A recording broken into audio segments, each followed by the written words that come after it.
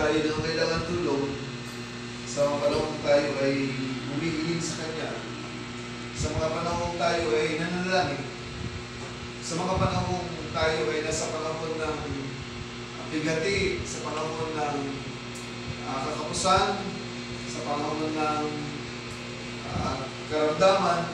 Tandaan natin, huwag natin kalimutan, ang Panginoon ay nasa bawat panahon. Ang Panginoon ay hindi kumukuraw sa Scripture, hindi siya tumitina, hindi siya umaalis, kailanman ay nandoon ang kanyang presensya. Amen, hallelujah. Sabi ng Scripture, sabi nasa natin, wherefore, gird up the loins of your mind. Tagalog, basahin sa Tagalog, mga ito ng Scripture nito. Sabi ng Biblia, sa 1 Peter chapter 1, verse 13, ang sabi dito, kaya bigkisin ninyo ang baywang ng inyong kaisipan. Sinabing bigkisin na may talian. Hallelujah. Huwag ninyong iayon ang inyong mga sarili, maging mahinawan kayo sa inyong pag-iisip. Ito sinasabi ng Scripture. Hallelujah. Be sober and hope to the end. Maging mahinawan kayo sa inyong kaisipan, maging mahinawan kayo sa inyong pag-iisip, pagkaroon kayo ng buong kapanatagan sa biyaya na dadalhin sa inyo sa kapahayagan ng ating Panginoon sa Kristo. Sabi ng Scripture, kailangan daw bigisin natin yung ating pag-iisip. Ibig sabihin, dapat ay nakapirmi. Hallelujah. Nakabigkis. Hindi natitinag. Amen. Yung ating pananaw. Hallelujah. Yung ating pag-iisip sa ating Panginoon. Kaya sabi ng Scripture, let this mind be in you. Gusto lang ating Panginoon na yung isip natin ay nakapokus lamang sa Kanya. Sabi na, wherefore gird up the loins of your mind, bigisin mo ang baywang ng iyong kaisipan. Itali mo para hindi siya gumalaw, hindi siya umalis, hindi siya saan siya sa magpunta, hindi mo ano iniisip ng iyong kaisipan. Kahit kapag kakaisipan natin ating ginamit, abay talagang, hallelujah, amen, makikita natin yung mga circumstansya sa buhay natin. Makasipin natin ang Diyos pala, hindi totoo, nagpapagaling. Pero kung bibigisin natin, hallelujah, ang ating kaisipan, ang baywang ng ating kaisipan, sabi ng Scripture, gird up your mind, be sober, and hope to the end. Hallelujah. Yung pag-asa, yung kapanatagan, sabi ng Scripture, pagkaroon kayo ng buong kapanatagan sa biyaya. Dapat ay rest assured. Kayo'y panatag sa biyaya ng ating Panginoon. Amen. Hallelujah. Hindi kayo natatakot. Hallelujah. Walang pangamba. Amen. Dahil ang buong kapanatagan natin, hallelujah, ay nanggagaling sa ating Panginoon. Amen. Sabi ng Scripture, magkaroon kayo ng buong kapanatagan sa biyaya na dadalhin sa inyo sa kapayapaan ng ating Panginoon sa Kristo.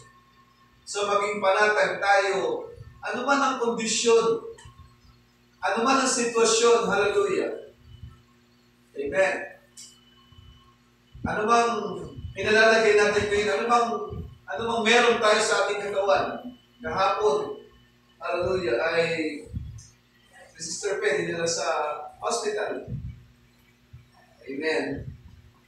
Pero po rin ang ating Panginoon, dahil, hallelujah, sa lahat ng nagaganap, ay nandoon pa rin ang ating kapatid. Kapiling natin siya ngayon. Hallelujah, sa biyaya ng ating Panginoon.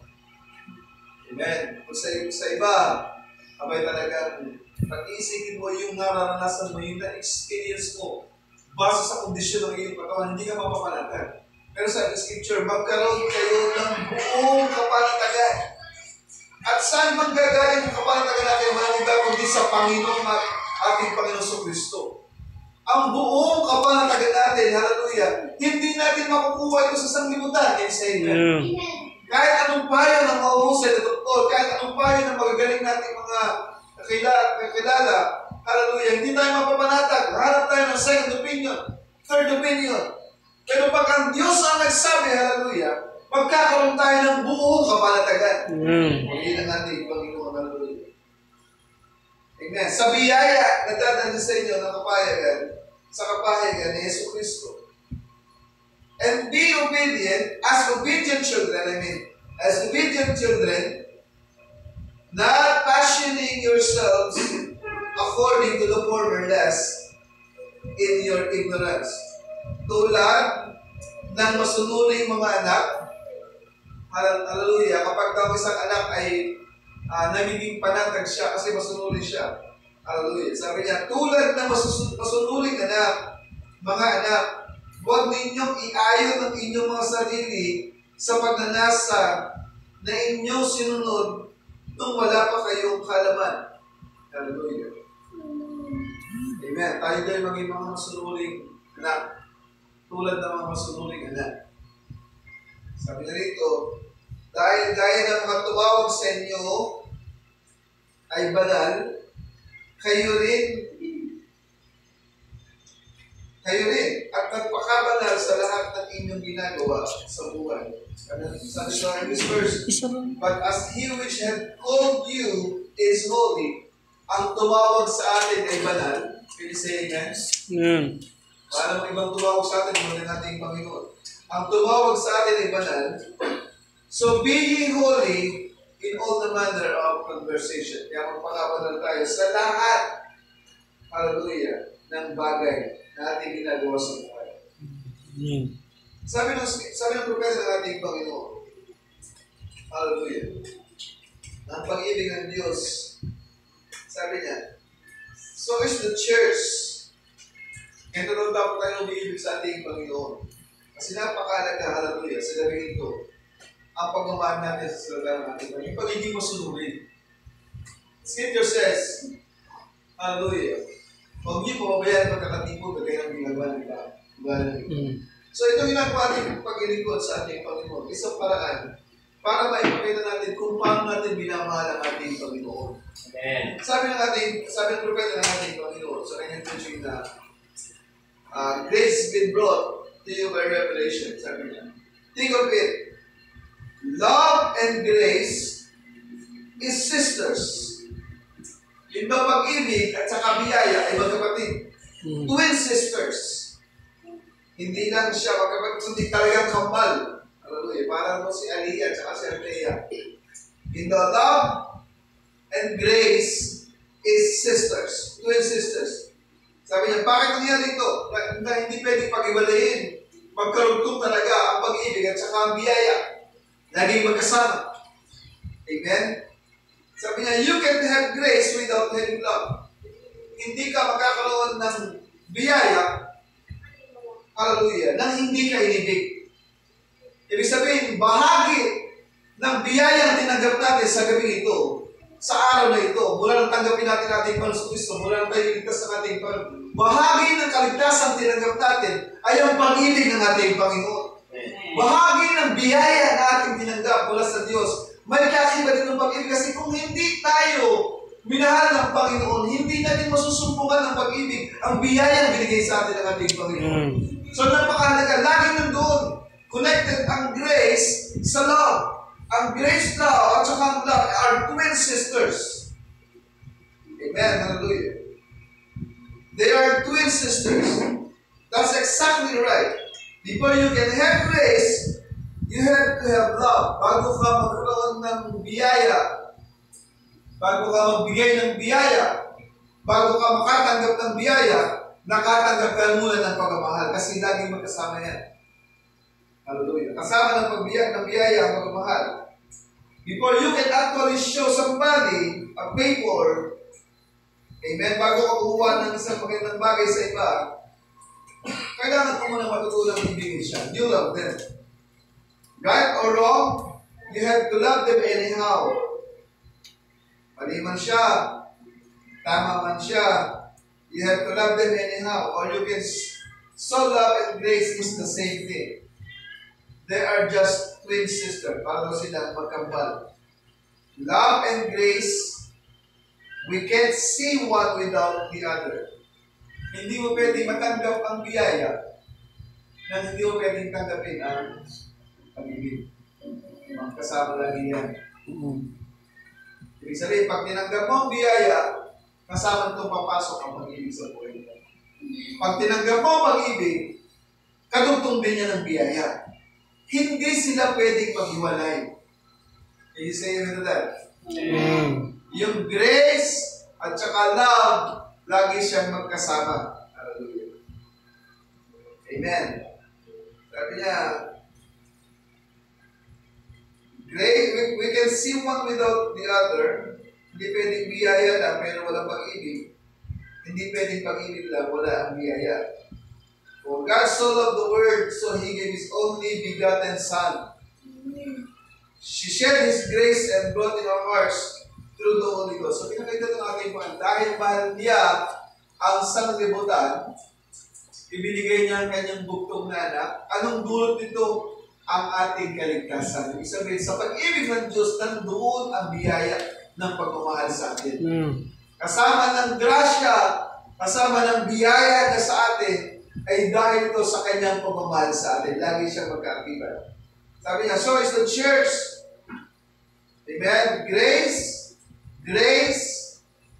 Grace of God, this is what saves us.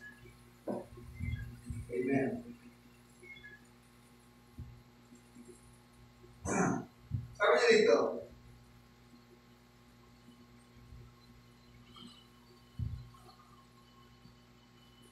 any son is the attributes of his father. Ang bawat daw anak ay attribute ng kanyang tatay. Hallelujah. And just as you were in the genes of your father, in the body of your father when he was a young boy. Ito ang bawat daw anak, hallelujah, ay attributes ng magulang ng kanyang ama. Ibig sabihin, sinabing attributes, ito isang parte ng kanyang pagka-ama ay pinapakita ng kanyang anak. Bahagi siya in genes. Just as you were in the genes of your father, in the body of your father, when he was a young boy. Kaya sabi niya dito, therefore, as sure as your gene had to be in your father, dahil ang iyong gene ay galing sa iyong father, before your natural birth, your spiritual gene had to be in God. Ang ating spiritual father ay ang ating Panginoon. Because you are in expression of the attributes of His thoughts before the foundation of the world. So kaya pala kailangan natin i-manifest, hallelujah, ang buhay ng ating Panginoon. Kasi tayo ay genes ng ating Panginoon. Kasi tayo bilang attributes ng ating Panginoon. Sabi niya, tayo daw ay attributes ng ating Panginoon as a son is the attributes of the Father. Tayo ang expression ng ating Panginoon. Kailangan kung ano yung meron ng Father, dahil tayo ay kanyang genes, dapat yun ang maipakita natin kasi bahagi tayo ng ating Panginoon. Amen? But, sabi na, so is the church, when she tries to mix creed and denomination with the Word of God, she can be married to a denomination and be the bride of Christ at the same time. Kaya nga, hallelujah, dahil tayo ang genes ng ating Panginoon, hallelujah, ang church ay kailangan lamang ma-mix sa ating Panginoon. Hindi pwedeng ma-mix ang Word of God sa creeds at saka denomination. Sabi niya, so is the church, when she tried to mix creed and denomination with the Word of God, she can be married to a denomination and be the bride of Christ at the same time. She got to be dead to one another, to one or the other. There's a plenty of process, sabi niya, kailangan mamatay ka doon sa isa para, hallelujah, makita mo yung totoong ugnayan mo sa ating Panginoon. Hindi pwedeng ma-mix ang Word of God sa creed at saka sa denomination. Okay? She cannot be married to a church of worldly creed and be the bride of Christ because one is contrary to the other. Sabi naman, biyaya ang tinanggap natin. Sabi ng ating propeta ng ating Panginoon, sabi na, God's grace cannot be burdened. Tama naman ka? Ang biyaya daw ng ating Panginoon ay hindi pwedeng i-bargain. For neither can be talented into. Hindi raw ito nabibili. Nababargain. Hindi lang dito natututunan. It's a sovereign grace. Grace did it. But people think that they can merit it. Hindi rin ito nami-merit. Ibig sabihin, hindi ito pinag-iipunan. Hindi ito napapanalunan.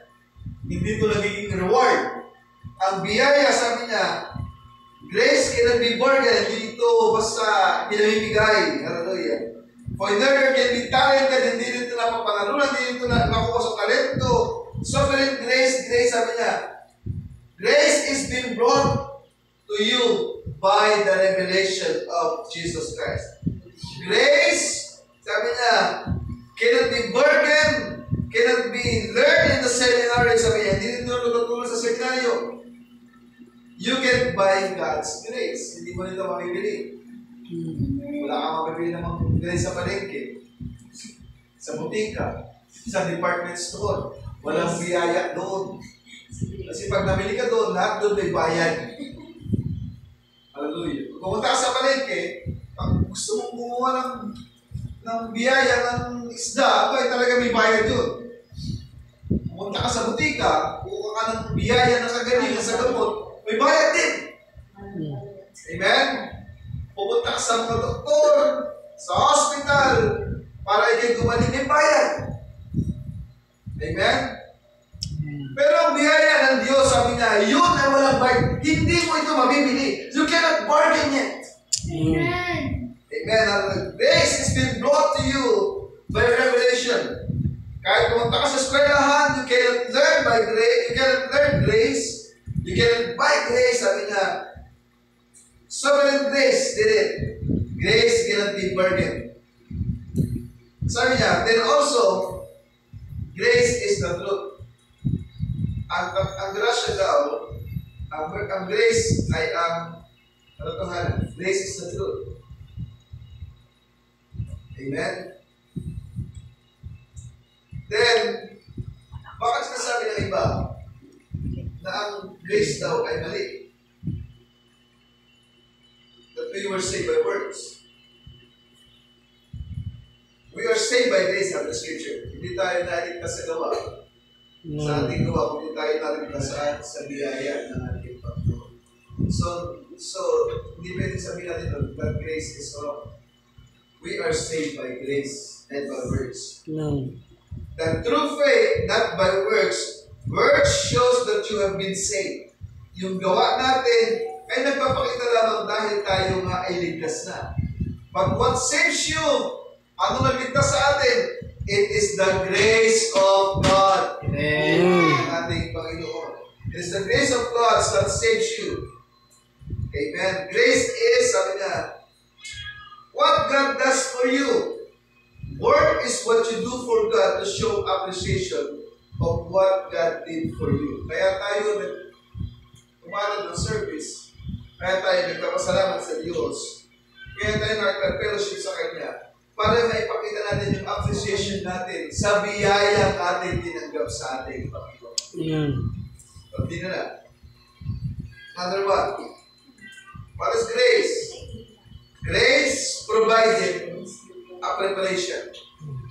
Ang biyaya daw ay nagpo-provide ng paghahanda. Grace provided a preparation. Sabi niya, grace is love. God so loved His fallen creatures for the provided preparation to stand them in His presence before judgments. Grace is what God did for you. But work is what you do for God in appreciation of what He did for you through grace. That's the whole answer. Sabi niya, but I could live like I was saved and not be saved. So it is the fact that brings into this spot that we must be born again. Ibig sabihin, ang biyaya pala ang nagpo-provide para tayo ay maging handa. Amen? Para maihanda natin ang ating sarili sa mga biyayang tatanggapin natin. Hallelujah. Ito ay na-provide sa atin sa pamamagitan ng biyaya, ng grace. So that born again experience tell what we are. I believe in shouting, in all the manifestation and demonstration of the Holy Spirit, but yet, there's not yet. It's something different from that. It's a new creature, something in their heart. Sabi niya dito. In fact, then brings in the spot that we must be born again.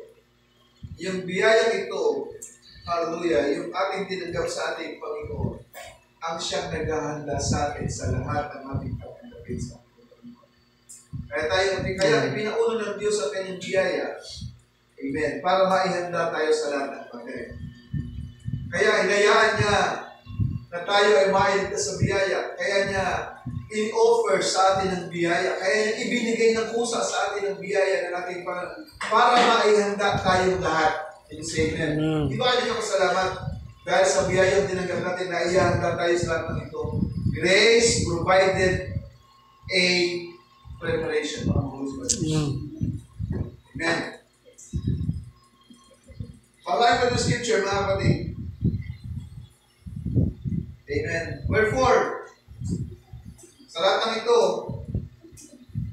as obedient children, tayo mga maging masusuri na bata, na anak, not fashioning yourselves according to the former lust in your ignorance.